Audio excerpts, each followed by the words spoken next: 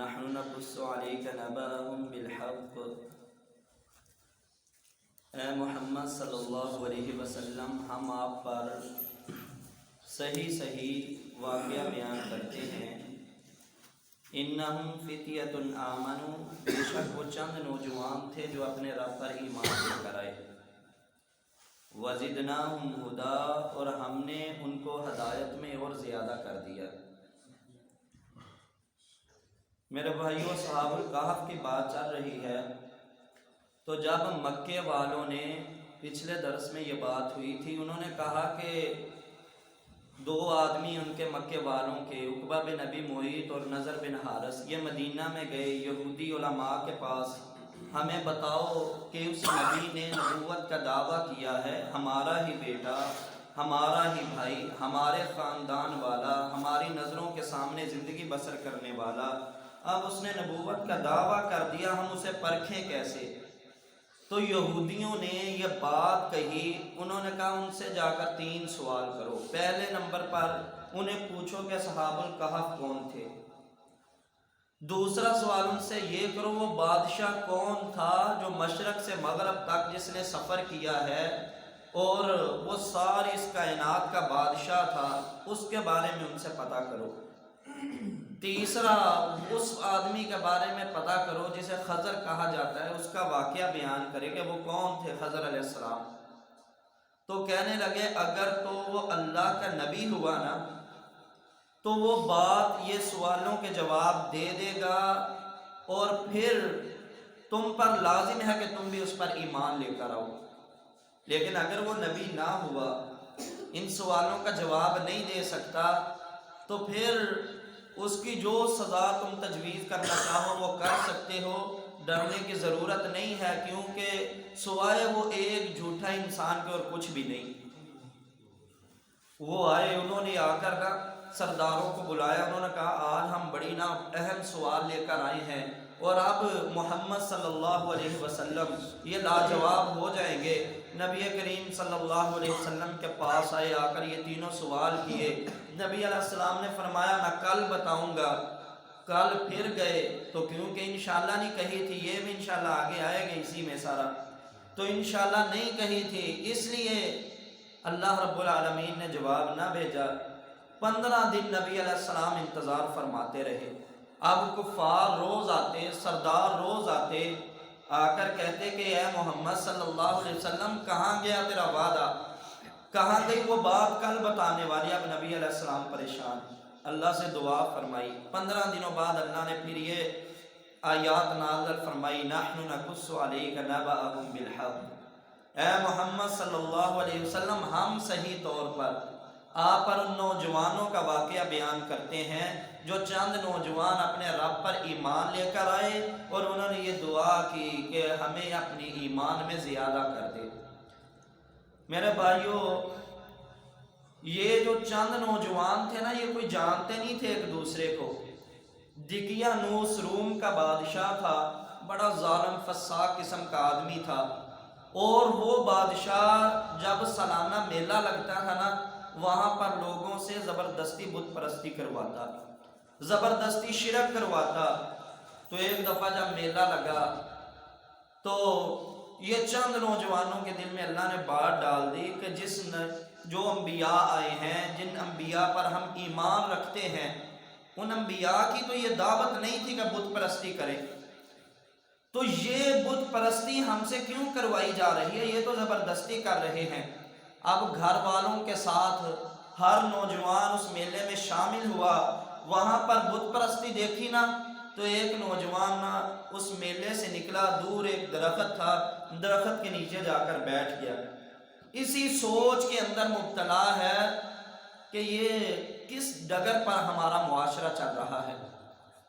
ہمیں تو توحید کا حکم دیا گیا، اس سے پہلے موسیٰ علیہ السلام کی قوم اور انہوں کے جو بھائی کو جب چھوڑ کر گئے کوہ طور پر 40 دن کے لیے، بچڑے کو معبود بنایا، اللہ نے ان کا انجام کیا کیا؟ اللہ نے حکم دے دیا کہ آپس میں اب ایک دوسرے قتل کرو، پھر تمہاری توبہ قبول ہوگی۔ بیٹا باپ کو قتل کر رہا ہے، بیٹا باپ بیٹے کو کر رہا ہے، چاچا भतीजे को कर रहा है। यहाँ तक कि मैं एक रवायत में पढ़ रहा था 70,000 लोग उस वक़्त कत्ल हुए हैं ख़ानदान के, उस कबीले के, तो फिर अल्लाह ने उनकी तौबा कबूल की है। तो मेरे भाइयों, वो सोच में पड़ गए, हमें दीन तो ये नहीं दिया गया। एक नौजवान अलहदा होकर बैठा, कुछ वक़्त गुजरी, थोड़ी देर गुजरी, एक और आकर बैठ गया, फिर एक और आकर बैठ गया। करते करते वो चंद नौजवान जब वहाँ पर बैठ गए ना, अब सारे एक दूसरे से डरते थे कि मैं अपने अकीदे का इजहार करूँगा तो इन सबको पता चल जाएगा। फिर एक उनमें समझदार आदमी बोला, कहने लगा कि यार भाई, हम जो यहाँ पर बैठे हैं खामोश होकर, बताएं तो सही, हम कौम के साथ मिलकर मेला क्यों नहीं मना रहे? हम कौम के साथ मिलकर जश्न क्यों नहीं मनाते? चलो हम सारे अपनी अपनी राय पेश करते हैं कि हम उस कौम से अलहदा क्यों बैठे हैं। तो एक आदमी ने कहा, ये सारा हक अल्लाह का था, जानवर उसके नाम पर ज़बह होते। ये सारा हक अल्लाह था कि सजदा उसे होता। ये सारा हक अल्लाह का था कि मन्नतो नियाज उससे मांगी जाती। तो ये उन बुतों के नाम पर ज़बह कर रहे हैं, उनके सामने सजदे करवा रहा है दिकियानूस। हमारी गैरत नहीं ये गवारा करती, हम तो उसी रब के सामने अपने सरों को झुकाएंगे, उसी रब की मैं इबादत करूँगा जिस रब ने मुझे पैदा किया है। जब उसने ये बात कही ना, तो एक और नौजवान कहने लगा, अल्लाह की कसम मैं भी इसीलिए अलहदा आकर बैठा हूँ।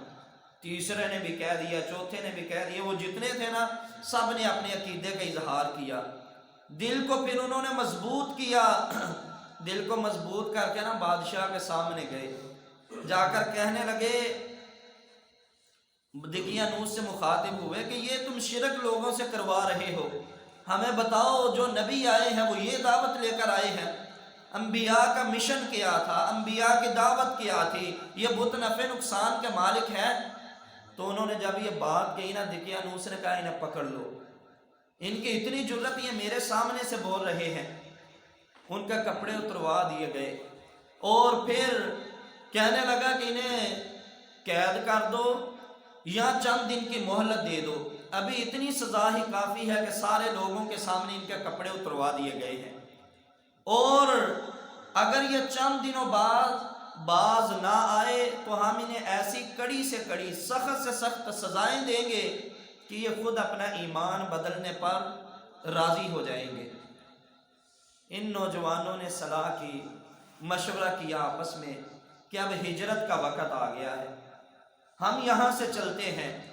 एक दिन ऐसा आया कि निकले ये सलाह करके सारे, एक गार के अंदर जाकर छुप गए। वहाँ पर जब ये लोग छुपे ना, बड़ा ढूंढा लाखों वालों ने, गए कहाँ?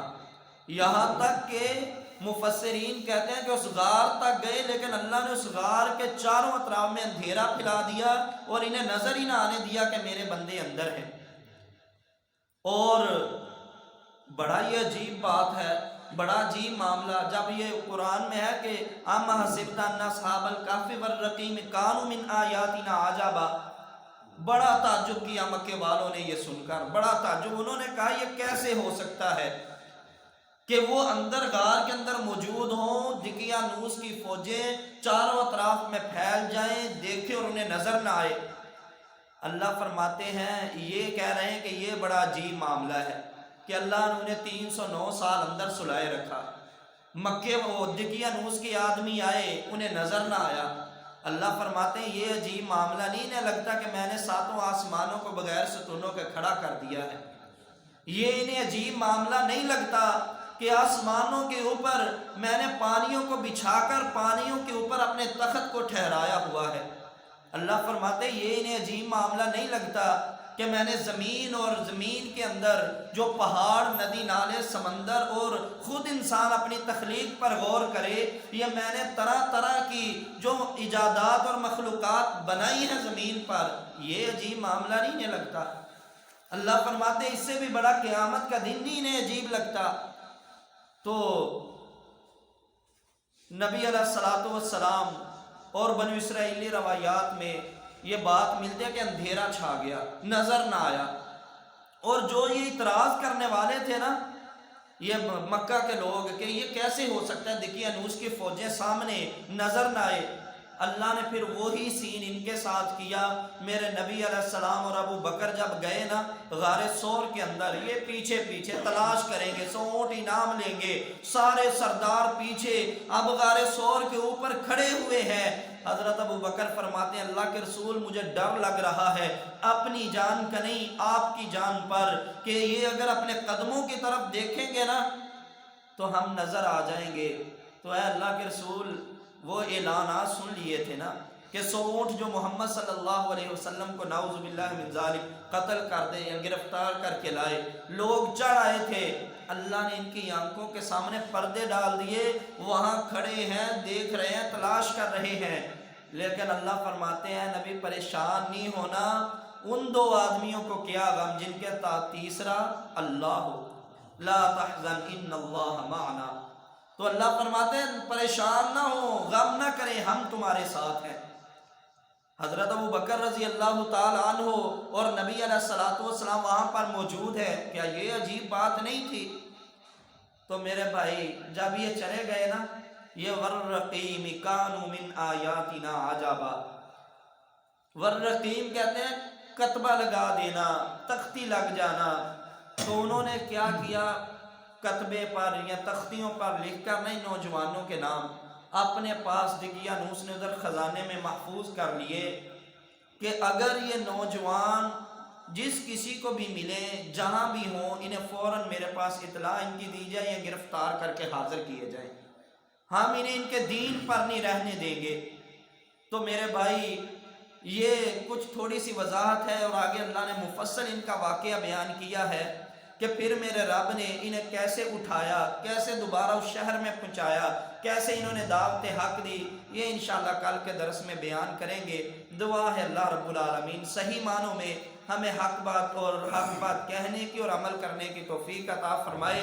اسی آیت میں ایک لفظ آیا تھا وَزِدْنَاهُمْ هُدًى، ہم نے انہیں ہدایت میں زیادہ کر دیا۔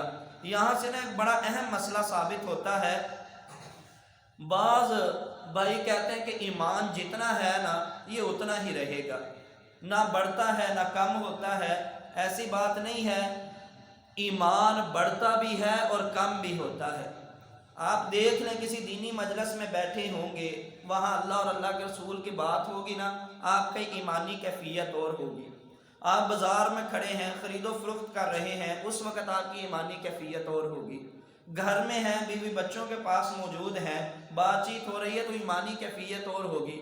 تو بے شمار مفسرین نے یہاں سے یہ مسئلہ اخذ کیا ہے قرآن کے دیگر دلائل سے کہ اللہ رب العالمین نے فرمایا فَأَمَّا الَّذِينَ آمَنُوا فَزَادَتْهُمْ إِيمَانًا وَهُمْ يَسْتَبْشِرُونَ، کہ ہم لوگوں کے ایمان کو بڑھا دیتے ہیں۔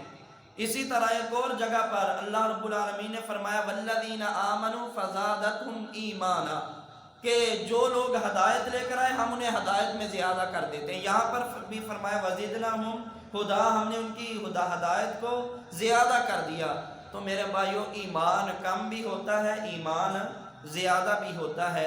تو یہ اہم مسئلہ یہاں سے مفسرین نے اخذ کیا تھا، میں نے آپ بھائیوں کے سامنے رکھا ہے۔ اللہ ہمیں عمل کی توفیق عطا فرمائے۔